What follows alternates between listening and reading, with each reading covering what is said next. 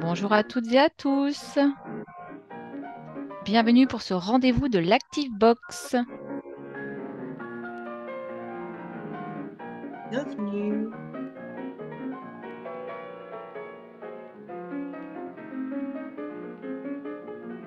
Super pour ceux qui ont des caméras de les activer. C'est agréable de voir les visages des personnes qui se connectent avec nous ce matin. Et n'oubliez pas de laisser vos micros en muet. Bienvenue.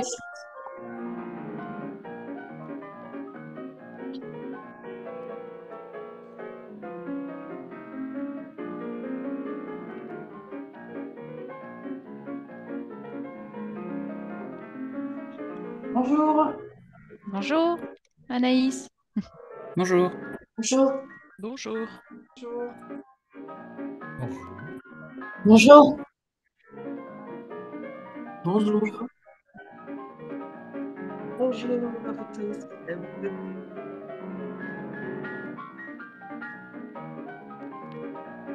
Bonjour.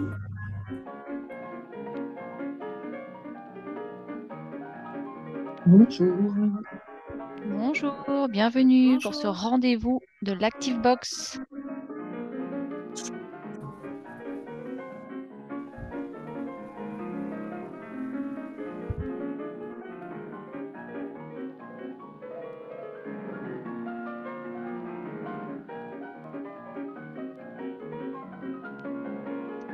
Bonjour, bienvenue.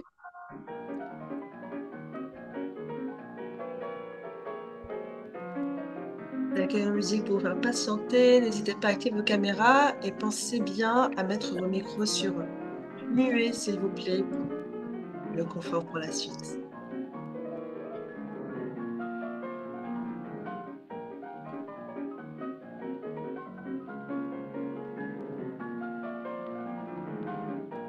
On va encore patienter un petit peu.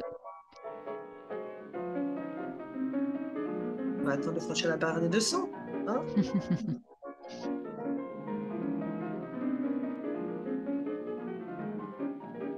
On vous accueille en musique jazzy.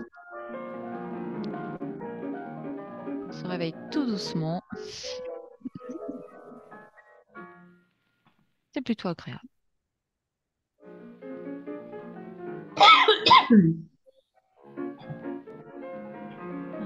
Nous avons franchi la barre des 200 participants. Et pensez bien à désactiver vos micros, mais c'est sympa de voir vos visages à la caméra.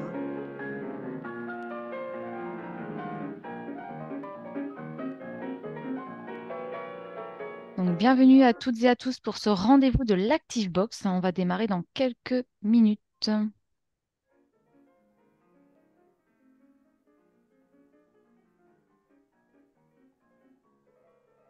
Nous avons 220 participants.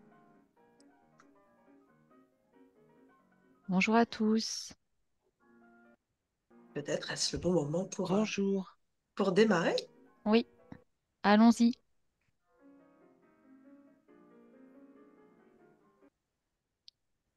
Fred, je te laisse faire le démarrage. Bonjour à tous. Bienvenue à cette présentation des ActiveBox du mois de mai et juin. Je vous propose tout d'abord de commencer par une petite inclusion. Alors, c'est un exercice. Je vais vous lire des phrases et je vous invite à les compléter dans le chat. Alors, attention, on compte sur vous. Vous allez dans le chat inscrire la première idée qui vous vient. Il faut être vraiment sans filtre. Ok, allez, c'est parti. Dans ma nouvelle équipe, j'ai une collègue qui décidément cumule les absences. C'est dingue. Vraiment, elle, en mode vous l'a remis, merci. Elle abuse, elle saoule, elle exagère, elle nous fait chier. Ah bah dis donc, ça inspire, Sans, hein. sans filtre. Elle a un C'est sur mon petit problème. écran, alors j'arrive pas bien à lire. Elle doit Elle avoir un n'est pas problème, bien, elle n'est pas pas pro, pro. pas fiable, malade. Les difficultés ne va pas bien. Pas de chance. Recording in progress. Super, merci. Il faut en discuter. Elle abuse pas fiable, le problème qui revient. Bon, parfait. Alors, deuxième phrase que je vous propose. Elle est pas cool, je vois. Quand j'ai reçu son message bourré de fautes, spontanément, je me suis dit que.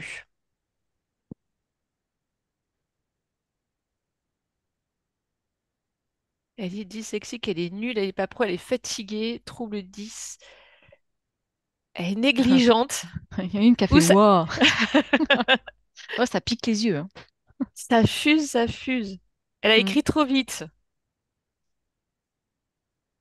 C'est étonnant. Elle devrait utiliser le correcteur. C'est pas... ouais.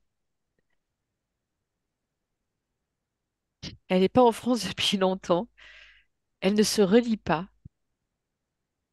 Elle était pressée. Bon, on voit que les postures divergent, mais quand même pas toujours vers le côté du handicap, peut-être. Une dernière phrase. Il avait un comportement vraiment bizarre à l'entretien pendant que je lui présentais la société et le poste. Il était complètement ailleurs. J'ai direct pensé que...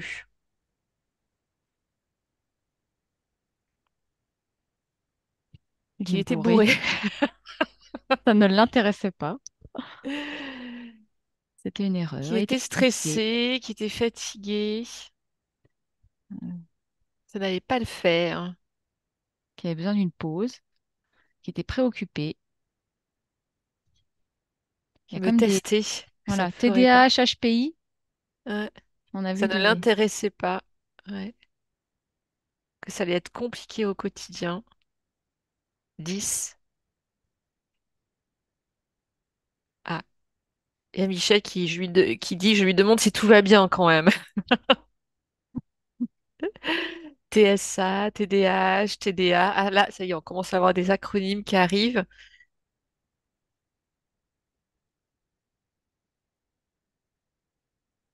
Que la personne est multitâche. Bon, bah super, merci beaucoup pour ces réactions à chaud. Vous avez bien respecté la consigne, vous ne vous êtes pas censuré. Après cette petite mise en bouche, Herveline, je te passe la parole pour nous annoncer le programme de cette heure que nous allons passer ensemble. Eh bien oui, 1 heure ensemble pour aborder cette fois-ci, dans le cadre de ce rendez-vous de l'ActiveBox, pas une ActiveBox, mais 2 ActiveBox. Celle du mois de mai dédiée aux maladies chroniques évolutives et surtout celle de type organique. Et aujourd'hui, on abordera l'endométriose. Avec Priscilla Saraco, qui est directrice générale de l'association Endomind, et Aurore Tamarel-Vépierre, responsable des ressources humaines chez Lidl. Et puis, on va aborder également la neurodiversité avec Hugues de Comparel, qui est coach chez Atypi. Enfin, qui a une structure Atypi Conseil, donc conseil en accompagnement, formation, coaching. Et puis, on va voir Edan Idress, référent diversité et inclusion chez Ubisoft, et Michael Vaudour, qui est responsable de l'ERG, Neurodiversité France chez Ubisoft. Dis donc, je, je me mélange un petit peu les pinceaux en ce début de rendez-vous. Alors, pourquoi c'est ce rendez-vous où on traite 2 ActiveBox? Tout simplement parce qu'on parle du handicap invisible. Et voilà, c'est ces 2 handicaps invisibles qui restent très tabous aujourd'hui en France, où il est difficile d'aborder dans le milieu professionnel, et je dirais d'autant plus dans le milieu professionnel. Déjà d'un point de vue personnel, ça reste compliqué, mais voilà, lorsqu'il faut aborder ces sujets dans l'emploi, ça reste très très très compliqué. Donc voilà, on est ravis de pouvoir aborder ces 2 thématiques, et j'ajouterai que la box sur la neurodiversité sortira, malheureusement on a pris du retard, la semaine prochaine. Mais voilà, en tout cas là vous aurez un bel déjà de beaux moments d'échange et de partage avec des personnes expertes et des référents handicap en entreprise. Et donc, on va démarrer, Fred, avec nos premiers temps d'échange avec Priscilla et Aurore. Je te laisse prendre la Oui, suite. c'est parti. Alors, Avant de commencer les petites interviews, les témoignages, je vous propose une vidéo qui a été publiée sur les réseaux par les députés écologistes Sébastien Pétavy et Marie-Charlotte Garin, qui ont fait tester à certains de leurs collègues masculins un simulateur de règles douloureuses. C'était quelques semaines avant les débats à l'Assemblée au sujet d'un arrêt menstruel. Donc, je vous propose de regarder cette vidéo et après, on revient à nos échanges. Alors, c'est parti. Tu me dis si toutefois il n'y avait pas le son. Je consens. Ah, stop, stop, stop. Ah la vache, c'est lourd. Waouh. Ah putain. Oh. Ça fait super mal en fait.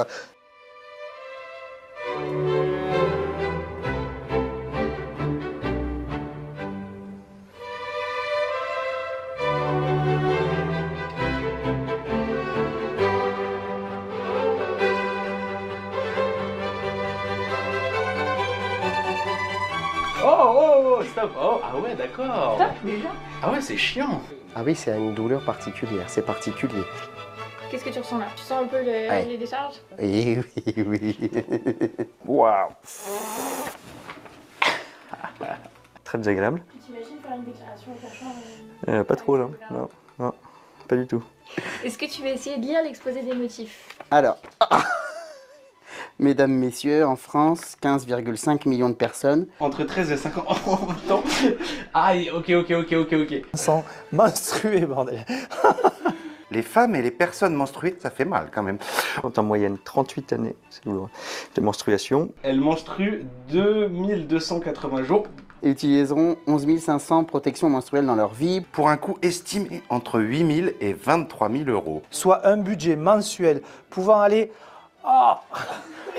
jusqu'à de 10 à 50 euros.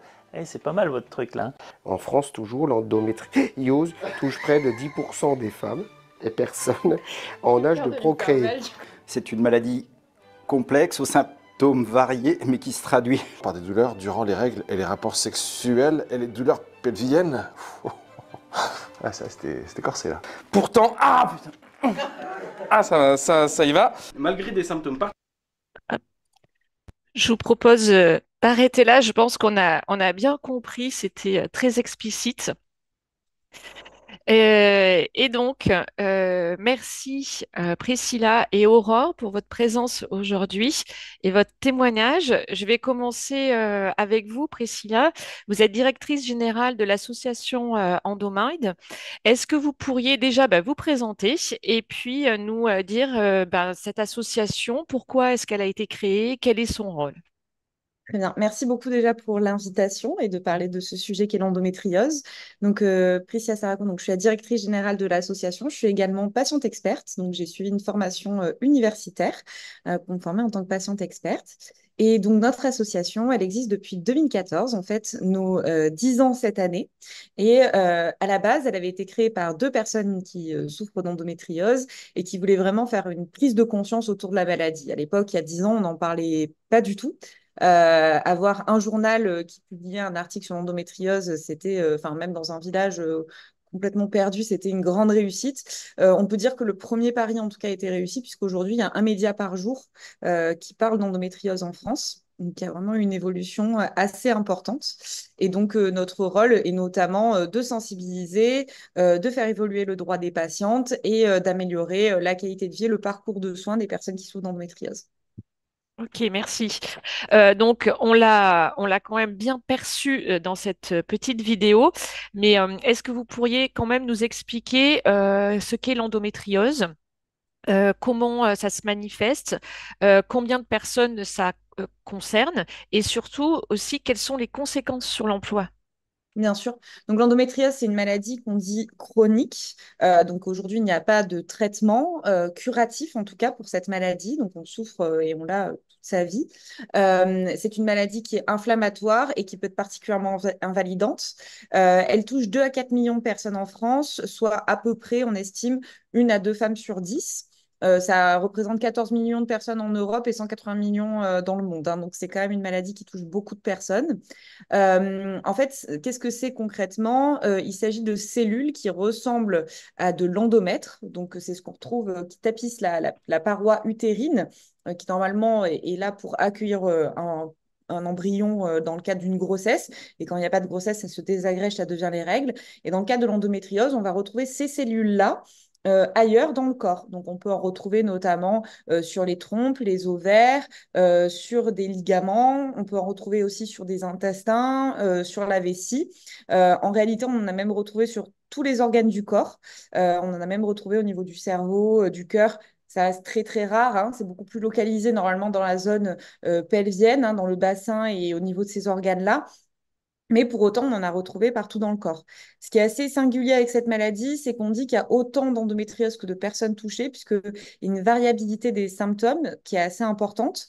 Et donc, ce qui est important à retenir, c'est qu'il faut beaucoup de bienveillance. C'est-à-dire que si vous, dans votre entourage, vous connaissez une personne qui a de l'endométriose et qui n'est pas forcément handicapée au quotidien, ça ne veut pas dire que c'est le cas de toutes les personnes qui ont de l'endométriose. On va retrouver des symptômes qui vont varier donc d'une personne à l'autre, mais globalement, ce qu'on retrouve très souvent, ça va être donc des douleurs invalidantes pendant les règles. Qu'est-ce qu'on parle de douleurs invalidantes? C'est celles qui ne sont pas soulagées par un traitement de palier, hein, c'est-à-dire un Doliprane ou un Spasfon, et qui a un impact en fait sur la qualité de vie. Donc à l'adolescence, ça va être par exemple ne pas pouvoir aller à l'école, et à la vie adulte, ça va être ne pas pouvoir aller travailler, ne pas, enfin, annuler des événements sociaux, avoir une appréhension, en fait, une angoisse aussi à l'approche des menstruations. On va aussi avoir les douleurs pendant les rapports qui peuvent être quotidiens. On peut avoir des douleurs digestives avec des ballonnements, avec un ventre qui va gonfler, qui peut ressembler d'ailleurs au ventre d'une femme enceinte et qui peut vraiment évoluer dans la journée. On va avoir des troubles urinaires aussi avec une envie récurrente d'aller faire pipi et qui peuvent être douloureux. On va aussi avoir une fatigue chronique, donc qui est une fatigue où en fait on se réveille le matin et on se sent fatigué dès le réveil. Des douleurs lombaires aussi au niveau du dos, en bas du dos notamment, dans les jambes. Et on peut aussi souffrir d'infertilité. L'infertilité, c'est 30 à 40% des femmes qui ont de l'endométriose qui peuvent en souffrir. Sur ces 30 à 40%, ça ne veut pas dire qu'elles auront toutes, qu'elles seront stériles, mais qu'elles auront besoin en tout cas de passer par un parcours PMA ou par une chirurgie. Pour autant, c'est quand même un sujet qui peut être compliqué, et notamment en entreprise, voilà, de poser des questions autour de est-ce que vous avez des enfants, pourquoi, enfin, ça peut être compliqué pour les femmes qui souffrent d'endométriose ou pour les conjoints d'ailleurs qui ont une compagne qui souffre d'endométriose, puisque ça peut être très compliqué au quotidien émotionnellement. Donc ça, c'est un petit peu sur les symptômes et sur l'impact au travail. Donc évidemment, comme on peut se douter, il peut y avoir... Ah oui, pardon, j'ai oublié sur les symptômes, il peut y avoir des douleurs pelviennes quotidiennes, hein. Donc ça peut être vraiment en dehors du cycle aussi, même si on n'a plus de cycle parce qu'on nous a donné un traitement hormonal qui nous a coupé finalement les règles, on peut avoir mal absolument tous les jours. Donc c'est ça qu'il faut garder en tête, c'est que ça peut vraiment varier d'une personne à l'autre et que c'est pas juste à un moment donné. Oui, c'est pas Euh, 6 jours par mois, quoi. Ça peut être tout le temps. Ça peut être tout le temps. Mhm. Ça peut être aussi que 3 à Oui, 6 jours par mois. C'est pour ça qu'il faut vraiment prendre le cas à chaque fois individuellement par rapport aux besoins finalement de la malade. Ce qu'il faut aussi comprendre, c'est que ce qui est très compliqué dans cette maladie, c'est que on ne peut pas faire de corrélation entre la quantité de ces lésions, donc de ces fragments d'endomètre, leur localisation et les symptômes ressentis. C'est-à-dire que on peut avoir très très peu d'endométriose présente et avoir mal absolument tous les jours. Et on peut en avoir de partout et en fait avoir très peu, voire être asymptomatique. C'est des choses. Pourquoi est-ce que c'est comme ça? On a encore un peu du mal à savoir. D'ailleurs, on a même du mal à comprendre encore l'origine de cette maladie. Mais du coup, ça demande juste de se baser finalement sur le ressenti de la personne en face. Ce qui est complexe aussi, c'est qu'aujourd'hui, il y a encore 7 à 10 ans d'errance de diagnostic. Donc, le diagnostic peut être très long. Et qu'il y a aussi plein d'autres syndromes qui ne sont pas encore trop reconnus, qui ressemblent à de l'endométriose, pour autant, il n'y a pas de lésion d'endométriose, mais ce qui est important, c'est quand même le ressenti de la personne au quotidien. Si c'est une femme qui souffre tous les mois de douleurs menstruelles qui l'empêchent de sortir de son lit, qui a une lésion d'endométriose ou pas, il faut prendre en considération l'handicap en fait que ça représente pour elle. Et du coup, l'impact sur l'entreprise, eh bien, évidemment, comme on peut se douter, déjà, ça crée une angoisse au quotidien de ne pas savoir quand est-ce qu'on sera bien, quand est-ce qu'on ne sera pas bien. Ça peut être angoissant pour la partie aussi troubles digestifs et urinaires, d'avoir accès à des toilettes au quotidien, de ne pas avoir de jugement non plus de ses confrères. Un problème de concentration, puisque comme on peut l'imaginer, ça provoque quand même des douleurs importantes, donc on va avoir du mal à se concentrer. Il peut y avoir aussi des traitements qui peuvent être compliqués pour se concentrer au quotidien, des arrêts à répétition, que ça soit parce qu'on est dans une situation de douleur importante ou dans le cadre de soins, puisqu'on peut avoir des rendez-vous médicaux assez réguliers ou ce qu'on appelle des HDJ, des hôpitaux de jour pour suivre des traitements ou des interventions, etc. Les déplacements peuvent être également compliqués. Par ailleurs, ce qu'on constate, c'est qu'il y a plein de choses, petites choses qu'on peut mettre en place, en tout cas en entreprise, pour améliorer la qualité de vie des personnes qui sont atteintes d'endométriose. Et en fait, que ça soit en entreprise ou dans le parcours de soins, l'idée, c'est que si tous les aspects de la vie, on arrive à améliorer en tout cas la prise en charge, on peut espérer que la femme qui souffre d'endométriose va avoir une meilleure qualité de vie et va donc réussir à s'en sortir. Dans l'endométriose, on n'est pas sur une maladie dégénérative. Donc, en fait, on peut être très bien à un moment donné, avoir une très bonne qualité de vie, puis cette qualité de vie peut vraiment baisser pour plein de raisons, que ça soit pour un désir d'enfant à un moment donné, que ça soit pour des raisons de stress importants, ou des fois, on n'a pas forcément de raison à proprement parler, mais ça veut aussi dire que cette qualité de vie peut remonter s'il y a une bonne prise en charge, s'il y a un environnement qui est positif autour et que les choses sont mises en place pour, en tout cas, que la personne retrouve cette qualité de vie. Donc ça, je pense qu'en entreprise, c'est important de le garder en tête. C'est pas de se dire, bah là, la personne, elle est mal. Bon, voilà. Et c'est votre objectif avec l'association, c'est de pouvoir en parler, d'en faire prendre conscience. Quelles sont les actions que vous mettez en place pour sensibiliser et pour parler de l'endométriose? Donc, est-ce que c'est plus grand public? Est-ce que c'est entreprise? Est-ce que c'est plutôt en direction des malades? En fait, nous, on a tous ces publics que vous venez de citer, c'est notre cible, également les professionnels de santé. On va avoir des actions grand public, donc on organise des conférences, on organise aussi l'Endomarche, qui est la marche mondiale pour revendiquer ses droits dans l'endométriose, qui est au mois de mars. L'Endorun, qui est une course pour lever des fonds. D'ailleurs, on demande aux entreprises s'ils souhaitent participer en achetant des dossards pour leurs salariés, puisque c'est une partie virtuelle, donc où on peut courir où on veut quand on veut.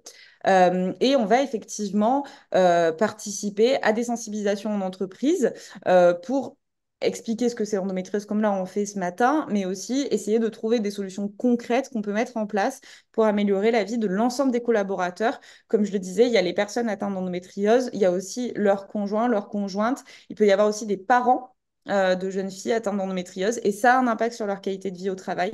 Donc c'est important de prendre en charge un peu toutes ces personnes-là. D'accord, merci. Et l'association, vous êtes sur toute la France? Oui, tout à fait. On est une association nationale. Donc aujourd'hui, tous les participants peuvent vous contacter. Oui, s'ils le souhaitent après. Tout à fait, on pourra vous donner le mail. Merci beaucoup, Priscilla. Je vais donner la parole maintenant à Aurore, qui a accepté de témoigner aujourd'hui. Donc, Aurore est responsable des ressources humaines régionales chez Lidl. Je vous laisse déjà vous présenter.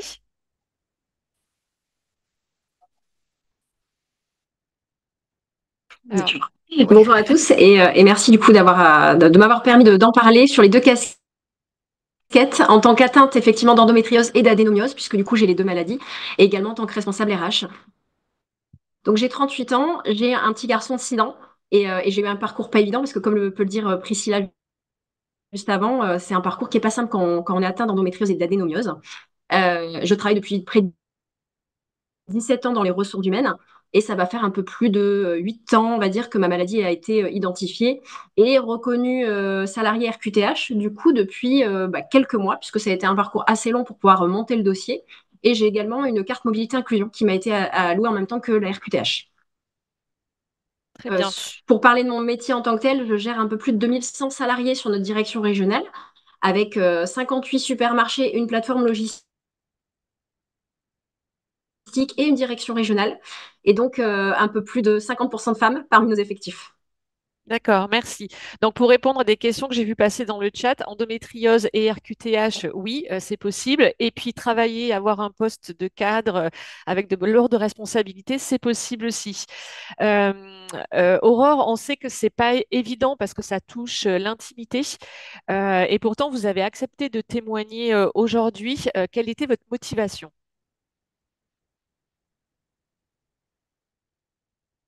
Alors, pour deux raisons. D'une part, parce que je suis référente handicap au sein de ma structure et que chez Lidl, on a un service santé qualité de vie au travail. Et donc, on est là aussi pour accompagner nos salariés et travailler sur l'inclusion des salariés en situation de handicap. Et également par conviction personnelle, parce qu'en fait, c'est pour lever la parole aussi sur une maladie qui est invisible, que mes collègues, en grande partie hommes, ne connaissent pas. Et même si on commence à en parler dans les médias, à la télé, ça reste quand même très nébuleux pour eux et ça reste inconnu du public. D'accord. Alors, donc, quand on a mal au quotidien, c'est difficile de pouvoir l'exprimer et en parler. Ok.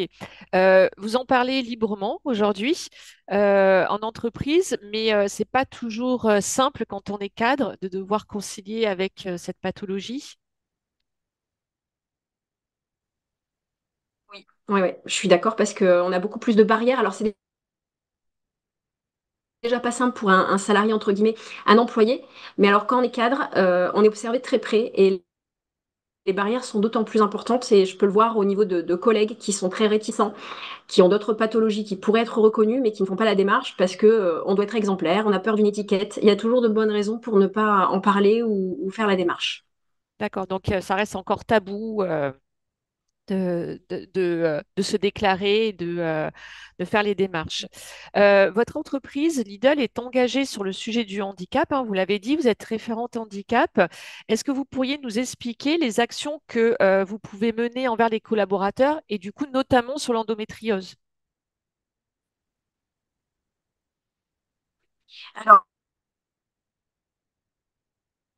Lidl vient de renouveler son accord handicap, donc qui est assez frais, puisque du coup, on a fait les 3 premières années, on vient de le renouveler pour 3 années supplémentaires, donc à partir de 2024. L'entreprise est partie d'un taux de personnes en situation de handicap qui était un peu moins de 1,45% en 2020, et on est à peu près aujourd'hui à 4,3%. Donc, on est bien en deçà du 6% minimal requis. Et du coup, ça nous invite au quotidien à œuvrer pour accompagner nos salariés, pour faire reconnaître le handicap, également les accompagner dans les démarches, puisque du coup, on a un service SQVT qui est là pour les aiguiller, avoir une journée offerte pour pouvoir entamer ces démarches qui ne sont pas simples quand on n'est pas habitué à remplir un dossier administratif ou aller chez le médecin pour faire la démarche. On travaille également sur la visibilité, sur le recrutement des personnes en situation de handicap et avec des entreprises adaptées et des ESAT. Pour parler plus précisément de l'endométriose, on a eu une campagne de communication qui s'est faite en interne le 5 mars, donc c'est assez récent. C'était à l'occasion de la semaine donc, européenne pour la prévention de l'endométriose et c'était l'occasion de parler des symptômes. Donc on a eu pas mal de diffusion sur nos réseaux, d'informations sur comment travailler au quotidien, comment on peut faciliter le travail. À titre informatif, moi je travaille sur un ballon ergonomique et pas sur une chaise. Donc quand je suis dans mon bureau, je suis beaucoup plus à l'aise sur un ballon parce que j'ai des douleurs effectivement au quotidien et que pour moi la chaise c'est très compliqué et d'autant plus la position assise ou la position en voiture parce que j'ai pas mal de déplacements. Et on a également un numéro vert anonyme et gratuit qui permet aux salariés de poser toutes les questions relatives du coup à l'endométriose et on a un livret également handicap à disposition des salariés pour expliquer tout ce qu'on met en place en interne et ce qu'on peut mettre en place en termes d'idées parce que des fois on se dit mais pourquoi je ferais la démarche, à quoi ça me servirait, et on a des exemples de personnes qui ont bien voulu en parler, témoigner, pour expliquer ça a changé quoi dans leur quotidien et qu'est-ce qu'on a pu faire pour les aider. Et après, on a des référents handicap. Donc, comme je le disais, effectivement, je suis référente. J'ai un service santé qualité de vie au travail dans la direction régionale qui œuvre au quotidien pour aider les salariés. Et on a ce qu'on appelle des capitaines SQVT dans nos supermarchés qui sont là également pour pouvoir donner des premières informations. On les sensibilise sur le handicap et ils peuvent également revenir vers le service SQVT pour qu'on puisse les accompagner. Donc, c'est nos relais terrain, puisque du coup, comme on a beaucoup de supermarchés, on ne peut pas être au quotidien avec tout le monde. Et quand on a 2000 personnes, on sait que c'est beaucoup plus facile quand on a des relais qui sont là pour communiquer, être là pour partager au quotidien la vie et le vécu des salariés. Oui, bien sûr. La proximité, le fait de pouvoir relayer les discours, c'est essentiel. Si vous deviez conseiller les femmes qui souffrent d'endométriose, qu'est-ce que vous leur diriez? D'oser en parler, parce qu'aujourd'hui, on a la chance d'avoir des associations, des applications, des campagnes de publicité à la télé qui en parlent de manière beaucoup plus ouverte. Et heureusement également qu'il y a eu des célébrités qui ont levé un peu la parole sur le sujet. C'est une maladie qui est invisible, donc ça peut. Enfin, moi personnellement, ça a été aussi un combat personnel de me dire que j'allais le faire reconnaître avec toutes les démarches que j'avais entreprises, les IRM, enfin tout l'aspect médical qu'il peut y avoir derrière également. Et puis, en fait, les plus jeunes d'entre nous, ça peut aussi leur permettre de se libérer d'un poids. Ça existe, ça fait mal, ça génère effectivement des inconforts, ça génère plein de problématiques dans la vie personnelle, sexuelle, familiale, professionnelle. Et je pense que ça, voilà, d'en parler, ça aidera énormément les femmes. Oui, on comprend que c'est un parcours qui est long et du coup de s'entourer aussi des bonnes personnes, d'aller voir les associations, ça aide pour se faire prendre en charge. Merci beaucoup, Aurore et Priscilla, pour toutes ces informations précieuses. Herveline, je te redonne la parole pour continuer. Oui, merci Frédéric. Et merci à Priscilla et à Aurore. Merci aussi à Priscilla d'avoir, voilà, elle a répondu aussi aux questions que les participants posaient. Donc voilà, n'hésite pas aussi, Priscilla, à partager tes coordonnées contact, voilà, pour que les personnes puissent vous recontacter. Alors, on va on va enchaîner avec la deuxième partie de notre temps d'échange de ce jour du rendez-vous de l'ActiveBox sur la neurodiversité. Et donc, j'accueille Hugues, j'accueille Edan et il manque Michael. Il faudrait qu'il puisse mettre sa vidéo pour que je le rajoute. Ah. Je l'ai activé, mais... Michael Vaudour. Mais ça Je ne l'ai fonctionne activé pas. pourtant. Ah ben voilà, ça y est. Donc merci messieurs voilà, pour votre présence aujourd'hui. Alors on va débuter avec Hugues de Combarel. Merci Hugues d'être avec nous et donc je vais te laisser voilà, te présenter en quelques mots. Alors, tout d'abord, merci Herveline. Merci à vous toutes et tous de participer, en tout cas, à ce moment d'échange. Vous êtes nombreux, près de 400, et ça prouve effectivement l'intérêt grandissant, en tout cas, sur les sujets du handicap invisible. Donc, pour ma part, Hugues de Combarel, j'ai 43 ans, une carrière de près de 20 ans en tant que manager. Et pendant une quinzaine d'années, j'ai managé des personnes qui étaient ce qu'on pouvait appeler entre guillemets hors cadre, borderline, personnes qui faisaient de nombreuses fautes d'orthographe, qui avaient des difficultés d'attention, etc. Donc pendant 15 ans, j'ai travaillé avec eux. Je ne savais pas pourquoi ça m'animait autant. En revanche, je savais que j'étais aligné avec moi-même jusqu'au moment où le diagnostic de notre fils aîné est arrivé. Et c'est à ce moment-là où je me suis posé des questions sur mon propre fonctionnement. Et je tiens juste à faire un clin d'œil à Hervé Demange, un des participants qui, en répondant à la question sur la faute d'orthographe, elle n'aimait pas l'école. Alors je vous confirme, j'aimais pas beaucoup l'école, ou alors c'est l'école qui m'aimait pas beaucoup. En revanche, voilà, je me retrouvais, on va dire, dans les symptômes de mon fils aîné, et à l'aube de mes 39 ans, j'ai reçu mes propres diagnostics. Donc avec un trouble déficitaire de l'attention, avec hyperactivité, une dyslexie et une dysorthographie. J'ai continué un petit peu mon parcours en tant que manager et plus j'avançais, plus je me disais qu'effectivement j'avais un véritable besoin d'agir en tout cas sur l'inclusion dans le milieu professionnel. Et c'est la raison pour laquelle j'ai monté il y a un petit peu plus d'un an Atypi Conseil. Et Atypi Conseil est un cabinet qui accompagne les entreprises pour une meilleure inclusion des profils dits atypiques, donc des profils qui rentrent dans la catégorie de la neurodivergence. mais on pourra en discuter un petit peu plus tard. Donc, ce cabinet repose sur quatre blocs bien distincts. Le premier qui sont des actions de sensibilisation, de communication, ateliers immersifs, escape game. Une deuxième partie sur l'accompagnement des entreprises au niveau de la RSE, au niveau de la marque employeur, mais surtout et avant tout, dirais-je, au niveau de la maturité des équipes, voir à quel moment effectivement les équipes sont suffisamment informées pour pouvoir réussir l'inclusion d'un profil dit atypique.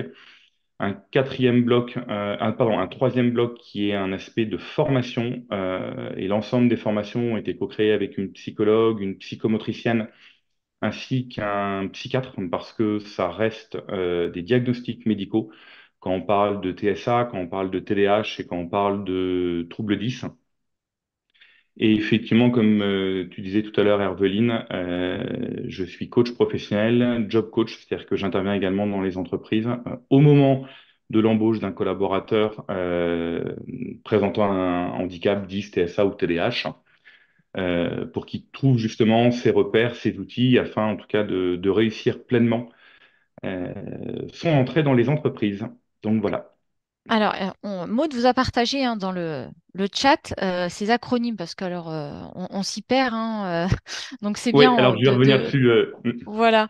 Mais c'est ça l'idée, c'est de nous dire de planter le décor en fait hein, de ce que représente, de ce qu'on y met dans la neurodiversité parce qu'on y met, on peut y mettre beaucoup de choses, mais c'est important de bien comprendre ce que c'est la neurodiversité et ce que ce n'est pas. Et puis voilà, ce qui rentre avec un diagnostic médical, ce qui ne l'est Oui. pas. Enfin voilà, je te Ouais. laisse dire. Alors, la neurodiversité, c'est un concept qui est apparu au milieu des années 90. Vous allez pouvoir retrouver l'ensemble des informations sur votre moteur de recherche. Et donc, dans la neurodiversité, on va retrouver deux grandes familles. Une première famille avec des diagnostics médicaux et une deuxième famille sans diagnostics médicaux. Alors, je vais commencer par les sans diagnostics médicaux et on va retrouver de manière assez importante le HPI. Alors, le HPI, c'est défini par ces trois lettres, haut potentiel intellectuel. Ça n'a strictement rien à voir avec le fait d'être plus intelligent que Pierre, Paul ou Jacques. Le HPI, aujourd'hui, n'est pas un diagnostic médical. Donc, il ne bénéficie pas, le collaborateur HPI ne bénéficie pas d'une RQTH, reconnaissance en qualité de travailleur handicapé. Aujourd'hui, le HPI, cet acronyme, vous pouvez l'avoir à la suite de tests, hein, et vous n'avez qu'un seul test aujourd'hui en France pour les adultes, qui est le WAIS 4, WAIS 4 pour la quatrième version. Et ces tests doivent être impérativement menés soit par une psychologue ou une neuropsychologue.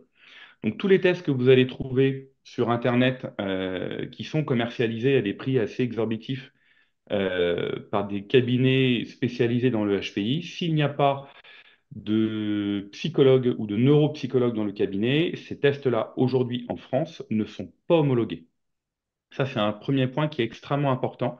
Le HPI n'est pas un diagnostic médical et donc ne peut pas faire valoir aux collaborateurs une RQTH.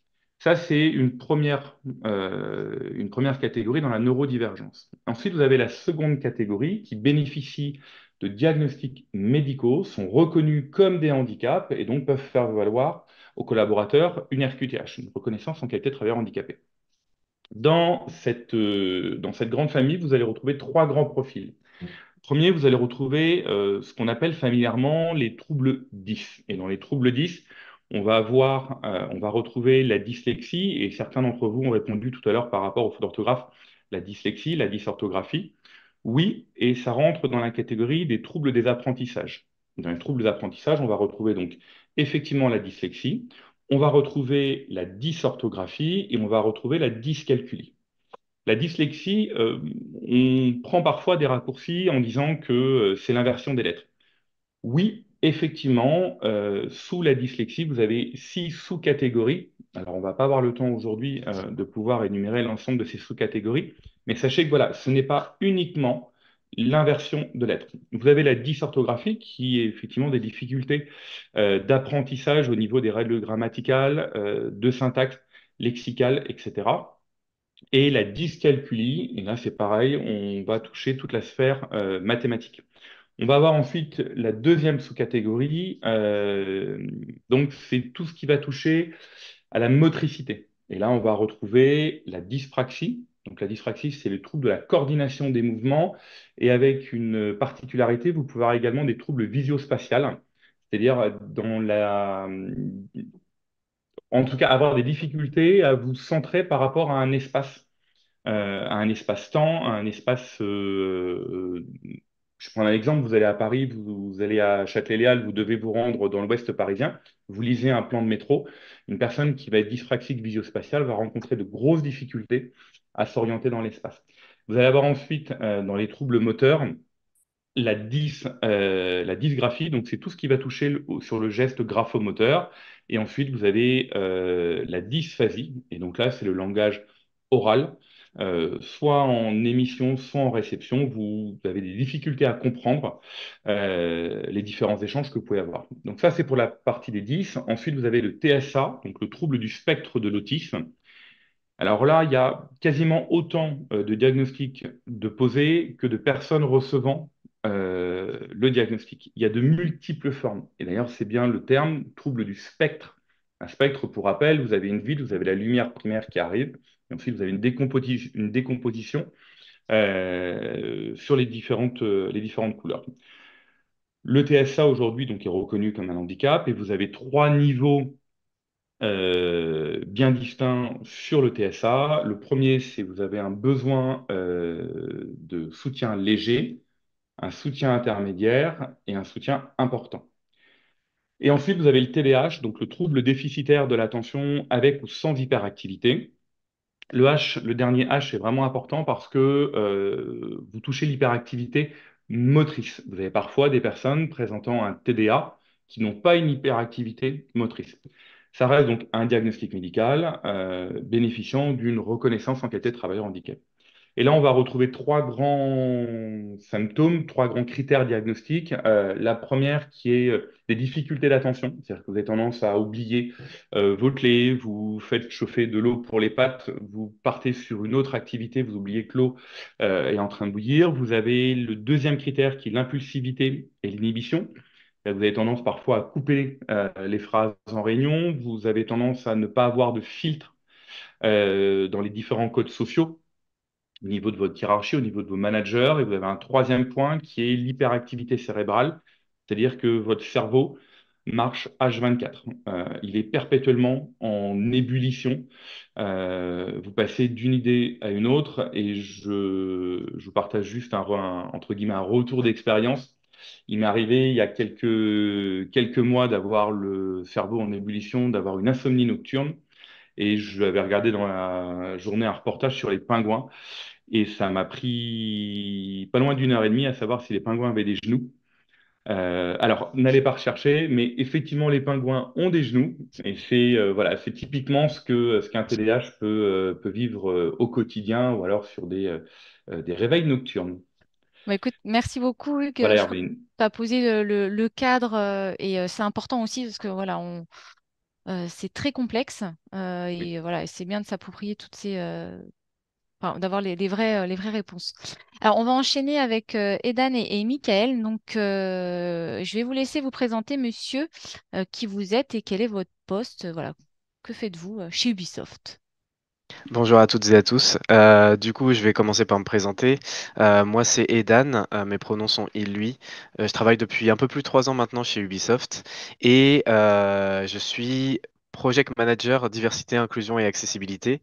Donc, mes missions comportent non seulement le handicap, mais aussi la gestion des personnes issues de différentes origines. Et dans ce cadre-là, en effet, on parle de neurodiversité. Donc, il faut savoir que Ubisoft, c'est une entreprise qui a 38 ans cette année. On est acteurs mondiaux du jeu vidéo. Et on crée aussi des séries animées et des films. Ça, peu de personnes le savent. Et il faut savoir que Ubisoft, c'est plus de 18 000 employés dans le monde, dont beaucoup de personnes neurodiverses. Je vais laisser Mickaël se présenter à son tour. Alors bonjour, moi c'est Mickaël. Donc je suis père de 2 filles, toutes les deux diagnostiquées TDAH, dont une TDAH et TSA. Moi j'ai su pour moi, comme Hugues, à 39 ans, pareil.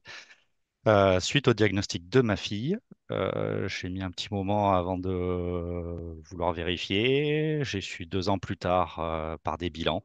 Moi, j'ai fait des bilans au départ et j'ai un diagnostic depuis 2 ans avec un traitement. Donc, je suis passé sur le traitement médicamenteux qui change ma vie, clairement. Je suis bénévole chez TDH Hyper Super. Voilà, TDH France Hyper Super. Désolé, j'ai eu 2 jours bien chargés, donc là, j'ai un peu du mal. Euh, je travaille à Ubisoft depuis 25 ans. Donc pour une personne TDAH, c'est assez particulier. Ça n'arrive pas souvent d'avoir des personnes qui ne font qu'un travail dans leur vie, puisque c'est quasiment le seul travail que j'ai fait. J'expliquerai plus tard pourquoi. Depuis le début de l'année, je suis responsable de l'ERG Neurodiversité France. Donc c'est pour groupe ressources employés. Donc voilà, et bon, j'expliquerai un peu plus ce qu'il en est. Juste un truc par rapport au TDAH et l'hyperactivité. L'hyperactivité, en fait, n'est pas que l'hyperactivité motrice. C'est aussi l'hyperactivité mentale et verbale. Ce qu'on a tendance à oublier. Et fréquemment, comme Hugues l'expliquait, le fait d'avoir toujours des idées ou quoi que ce soit, avant le traitement, j'avais 50 personnes qui parlaient dans ma tête. Donc voilà. Merci pour cette entrée en matière. Edan, je vais peut-être vous laisser peut-être nous dire 2 mots sur la politique en handicap et comment voilà, vous travaillez avec les salariés neurodivergents. Oui, tout à fait. Alors, il faut savoir que nous, chez Ubisoft, on a une mission handicap qui s'appelle la mission Boost, qui existe depuis 2017 maintenant. C'est une des premières missions qui a été lancée par l'équipe Diversité Inclusion, qui à l'époque comptait que 2 personnes. Aujourd'hui, on est plus d'une vingtaine de personnes dans une équipe au siège qui gère les sujets de diversité et d'inclusion, dont les sujets de handicap. Et la mission Boost, du coup, c'est une mission qui aide à accompagner les salariés soit en situation de handicap, soit neurodivers, soit aussi avec des maladies psychiques. Nous, ce qu'on fait, c'est qu'on organise ce qu'on appelle des permanences. Donc 2 fois par an, minimum, dans toutes nos entités en France, on a des responsables handicap qui reçoivent nos salariés sur demande dans des entretiens qui sont confidentiels où les personnes peuvent exprimer librement ce dont elles souffrent et ce dont elles ont besoin, sur ce sur quoi elles ont besoin qu'on les accompagne, notamment de la neurodiversité. Et pour le coup, côté neurodiversité, on est accompagné en effet par l'ERG, donc l'Employee Resource Group Neurodiversité, qui aide à accompagner les employés à travers des groupes de parole, mais également à travers l'organisation de tables rondes et d'interventions, que ce soit en interne ou en externe.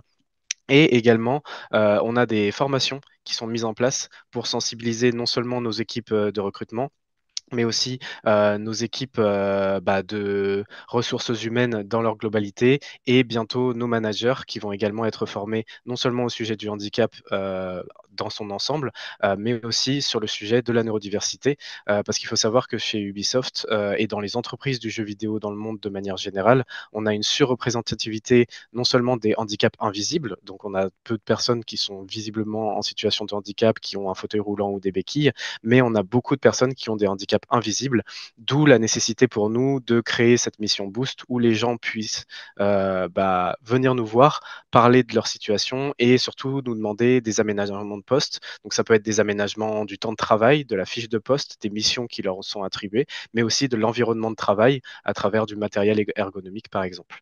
On a récemment ouvert notre nouveau studio à Bordeaux et on a longuement travaillé également à tout ce qui va être acoustique, gestion de l'espace pour justement éviter, par exemple, pour des personnes qui seraient dans le trouble du spectre autistique ou des personnes hypersensibles, d'avoir beaucoup de bruit, d'avoir beaucoup de monde dans un même endroit.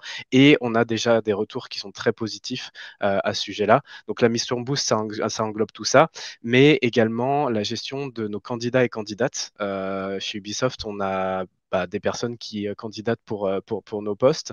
Et on a une boîte mail boost@ubisoft.com où les gens qui sont en situation de handicap ou neurodivers peuvent nous envoyer un mail dès qu'ils candidatent à une offre en nous disant, voilà, j'ai cette situation dont j'aimerais que mon recruteur, ma recruteuse soit au courant. J'aimerais que le parcours de recrutement soit adapté à ma situation. Et dans ces cas-là, nous, Mission Boost, on travaille main dans la main avec les personnes de l'équipe de recrutement pour accompagner les personnes tout au long de leur parcours de candidature. Je vais laisser Michael peut-être parler plus en détail de l'ERG par la suite. Exactement. Merci beaucoup, Eden. Oui, Michael, l'ERG, parce que du coup, c'est un concept que je Alors n'avais jamais l'ERG, entendu. c'est ça. En fait, donc comme je disais, c'est un groupe ressources employés. Donc en fait, c'est plus exactement en fait à la base, ça a démarré il y a à peu près 3 ans. C'est un canal Teams, quoi, plusieurs canaux Teams dans lesquels les personnes qui se sentaient sensibilisées ou touchées pouvaient rentrer dans ce canal. À savoir que les personnes sensibilisées ou touchées, c'est des personnes donc, qui sont soit TSA, TDAH, les TSLA, donc les troubles, ce qu'on a appelé anciennement les troubles 10, mais aussi troubles bipolaires, schizophrénie, tout ce qui peut toucher à la santé mentale et à la santé neurologique. Et on accepte aussi dedans en fait toutes les personnes qui se sentent sensibilisées, donc qui ne sont pas diagnostiquées ou qui n'ont pas de particularité, mais qui se sentent touchées, soit parce qu'ils ont un enfant, soit parce que juste ça les intéresse. Donc voilà, on part sur le concept que la neurodiversité, c'est tout le monde en fait. Tout cerveau est différent, donc on part là-dessus. Mais avec quand même cet aspect que on considère que voilà, la majorité sont tous touchés par un des troubles. Et en fait, c'est un espace de discussion. Donc, ça permet de pouvoir que les gens puissent communiquer entre eux. Et à partir du moment où c'est que les gens communiquent entre eux, ils se rendent compte qu'ils ne sont pas tout seuls. Parce que, comme on a dit, c'est des troubles invisibles. Donc, la majorité du temps, en l'occurrence, moi, dans mon studio, je suis TDAH. Mes collègues, c'est mes collègues, je ne sais pas du tout. Et je me rends compte qu'en fait, on doit être sur le studio, on doit être au moins 4 ou 5 dans le groupe. Mais sinon, à côté de ça, on se pose pas la question. Pendant des années avant que les choses se débloquent comme ça dans la société, qu'on commence à en parler, qu'on se rende compte qu'on n'est pas tout seul et tout ça, il y a beaucoup de choses qui on a tendance à cacher. À faire en sorte que les réunions, on fait semblant d'écouter, quoi. On fait semblant d'écouter. C'est pas qu'on fait semblant d'écouter, c'est juste qu'en fait, notre cerveau est parti sur d'autres choses. Il y a quelque chose qui s'est dit, on a pensé à quelque chose, on est déjà en train de travailler sur la tâche, quoi, machin.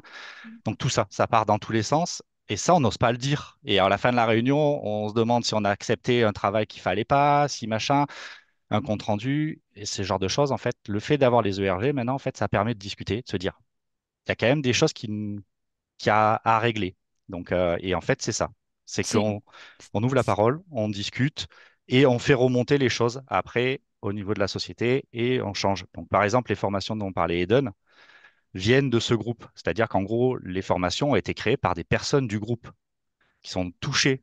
C'est pas des personnes qui ont dit, tiens, on a vu les documents sur le TSA, sur le TDAH et tout ça, ça marche comme ça, donc on va faire des formations. Non, c'est des personnes qui sont touchées par le TSA et par le TDAH qui ont créé ces formations et qu'on diffuse à l'extérieur. Le RG permet aussi de faire de la psychoéducation en interne parce que beaucoup ont une connaissance de leurs troubles ou apprennent à connaître leurs troubles, mais n'ont pas toutes les clés. Et il y en a qui ont une meilleure connaissance, donc ce qui fait qu'en gros, c'est l'aide entre pairs qui marche énormément. Et on fait aussi, ça arrive de faire des conférences ou ce genre de choses, des tables rondes ou quoi que ce soit, qui sont à destination du reste des employés et donc de toucher. Donc, ce qui fait qu'en gros, on essaime des informations, on fait connaître, et c'est comme ça en fait que les choses évoluent, bougent et qu'on change un peu les choses. Et au fur et à mesure, en fait, on se rend compte que, par exemple, les réunions, à une époque, on faisait des réunions d'1 heure. La majorité maintenant commence à faire des réunions d'une demi-heure. Parce que on se dit que 1 heure de temps, c'est trop long, on n'a jamais rien fait à la fin, et que en plus de ça, on a perdu la moitié des personnes de la réunion. Et en fait, tous ces trucs-là, comme Eden parlait aussi, à Bordeaux le fait de changer l'environnement pour qu'il soit meilleur pour tout le monde, en fait. Parce que c'est ça, c'est que pour les personnes qui ont un trouble, ce qu'on va appliquer est meilleur pour l'ensemble la majorité du temps. Mm. Et une étude aux États-Unis a ressorti que 57% des accommodations étaient gratuites.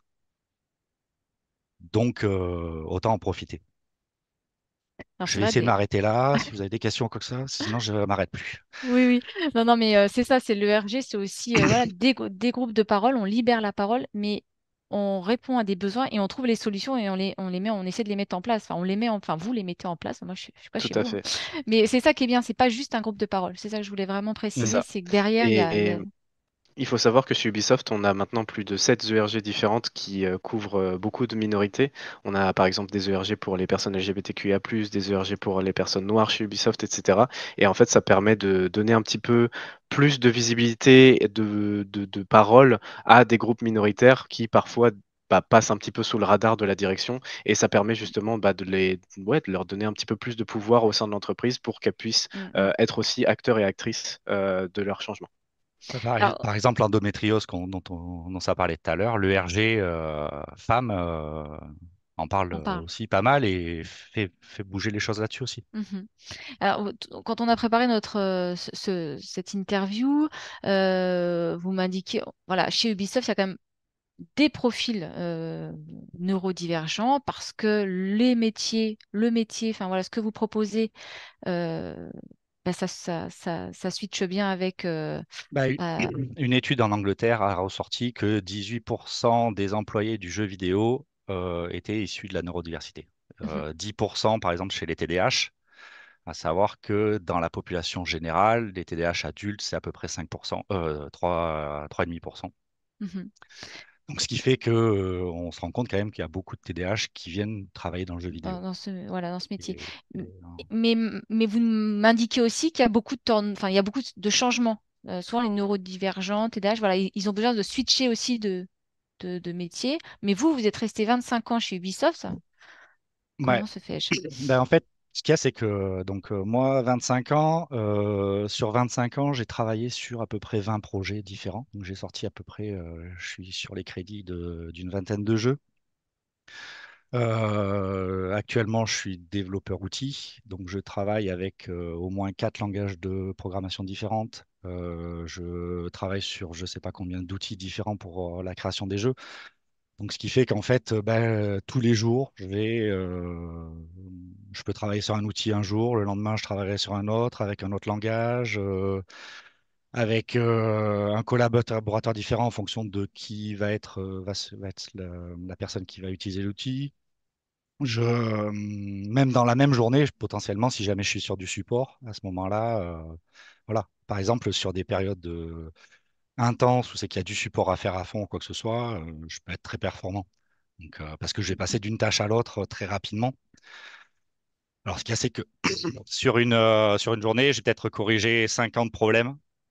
Le truc, c'est que vu que je vais aller vite et que potentiellement, je vais pas aller au bout du truc, sur les 50 problèmes, peut-être que je vais faire un taux d'erreur de 10%.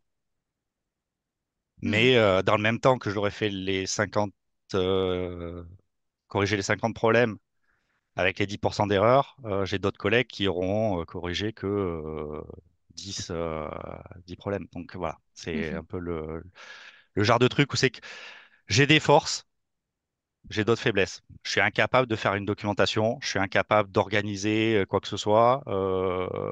Voilà, il y a tout un tas de trucs.